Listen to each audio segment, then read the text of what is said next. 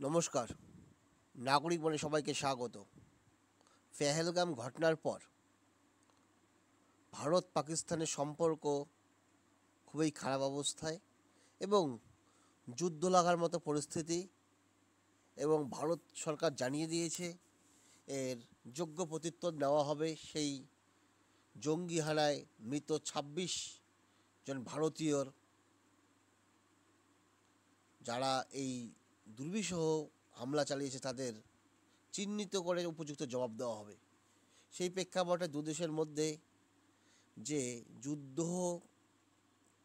ভাবনা এসেছিল, সেই প্রেক্ষাপটে বিলাল ভুট্টো দুদিনের মধ্যে সুর নরম করে ফেললেন। প্রতিবেশী ভারতের সঙ্গে আলোচনায় আগ্রহ প্রকাশ করলেন বিলাল ভুট্টো। পেহেলগাঁওয়ে ২৫ জন পর্যটককে খুনের ঘটনায় ক্ষোভে ফুঁসছে। এর মধ্যেই থামছে না পাক উস্কানি। পেহেলগামে জঙ্গি হামলার ঘটনার পরে সিন্ধু জলবন্টন চুক্তি স্থগিত করেছে ভারত, আর তাতেই ভয় ধরেছে পাকিস্তানের। এর আগে এ নিয়ে হুমকির সুর শোনা গিয়েছিল পাকিস্তানের পিপলস পার্টির চেয়ারম্যান বিলাল ভুট্টোর জারদারির গলায়। তবে দুদিন কাটতে না কাটতে সুর নরম। পেহেলগাঁওয়ে ২৫ জন পর্যটককে খুনের ঘটনায় ক্ষোভে ফুঁসছে ভারতীয় দেশ। এর মধ্যেই থামছে না পাক উস্কানি। পাকিস্তান পিপলস পার্টির চেয়ারম্যান বিলাল ভুট্টো বলেছিলেন, সিন্ধু দিয়ে হয় জল বইবে, না হয় রক্ত। হামলা করলে আবার যুদ্ধের জন্য তৈরি। তবে পুরনো সুর বদলে এবার ভারতকে আলোচনার জন্য আহ্বান জানিয়েছেন তিনি। পাকিস্তান পিপলস পার্টির চেয়ারম্যান বিলাল ভুট্টো জারদারি মঙ্গলবার বলেন, জেদ বজায় না রেখে ভারতের খোলা মনে আলোচনায় বসা উচিত। পাকিস্তানের সংসদে প্রাক্তন বিদেশমন্ত্রী বলেন, ভারত শান্তি চাইলে আলোচনায় দরজা খোলা রয়েছে। মন গড়া বিষয় নিয়ে নয়, তথ্য নিয়ে কথা বলুক তারা। প্রতিবেশী হিসাবে সত্যিকে সামনে রেখে আলোচনায় বসি আমরা। ভুট্টো জারদারি আরও বলেন, চাপের মুখে পাকিস্তানিরা পিছু হটবে না। পাকিস্তানের জনগণকে হাঁটু গেড়ে বসতে বাধ্য করা যায় না। আমরা সংঘাত ভালোবাসি বলে লড়ছি না, বরং আমরা স্বাধীনতা ভালোবাসি বলে লড়ছি। পেহেলগাঁও সন্ত্রাসে তাদের মদত স্পষ্ট হয়ে যাওয়ার পর থেকেই এমনিতেই ভারতের প্রত্যাঘাতের প্রহর গুনছে আতঙ্কিত পাকিস্তান। প্রধানমন্ত্রী নরেন্দ্র মোদীর পর কড়া বার্তা দিয়েছেন কেন্দ্রীয় স্বরাষ্ট্রমন্ত্রী অমিত শাহ।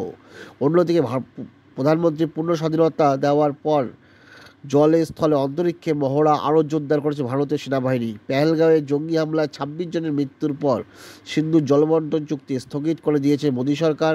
পাকিস্তানের ৮০% কৃষিকাজেই সিন্ধুর জলের উপর নির্ভরশীল। করাচি, লাহোর, মুলতানে বস্ত্র, চিনি উৎপাদনকারী সংস্থাগুলি সরাসরি সিন্ধুর জল ব্যবহার করে। ভারত জলচুক্তি স্থগিত করতেই পাকিস্তানের মাথায় হাত পড়েছে।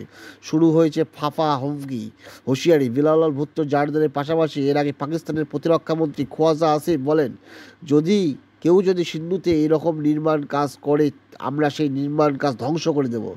এটা পাকিস্তানের বিরুদ্ধে অগ্রাসী পদক্ষেপ। আগ্রাসন শুধু গোলাবর্ষণ করে হয় না, আগ্রাসনের অনেক পদ্ধতি হয়। এটাও একটা খুব বড় পদক্ষেপ। এতে পাকিস্তানের সাধারণ মানুষ খিদের তৃষ্ণায় মারা যেতে পারে। ভারত যদি এই রকম কোনো নির্মাণ কাজ শুরু করে, পাকিস্তান তা ধ্বংস করে নেবে। তার এই হুমকি সুর, সেই হুমকি সুরের মধ্যেই এখনই তারা হুমকি সুর চেঞ্জ করে, পরিবর্তন করে তারা আলোচনায় বসার প্রস্তাব দিয়েছে। এখন দেখা যাক ভারত সরকার এই প্রেক্ষাপটে কী সিদ্ধান্ত নেয়। কারণ ভারত কখনোই পাকিস্তানকে ডিস্টার্ব করেনি, কিন্তু ডিস্টার্ব পাকিস্তান বারবার ভারতকেই করছে। তাই একটা উচিত শিক্ষাও দেওয়ার দরকার রয়েছে এই পাকিস্তানকে। কারণ ভারত তার নিজের ভাবনা নিয়েই চলাফেরা করে।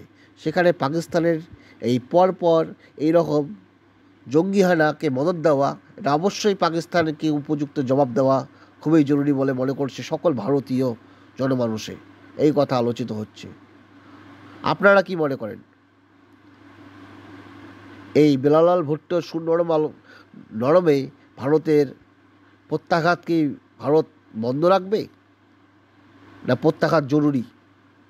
মতামত কমেন্টে জানাবেন। ধন্যবাদ।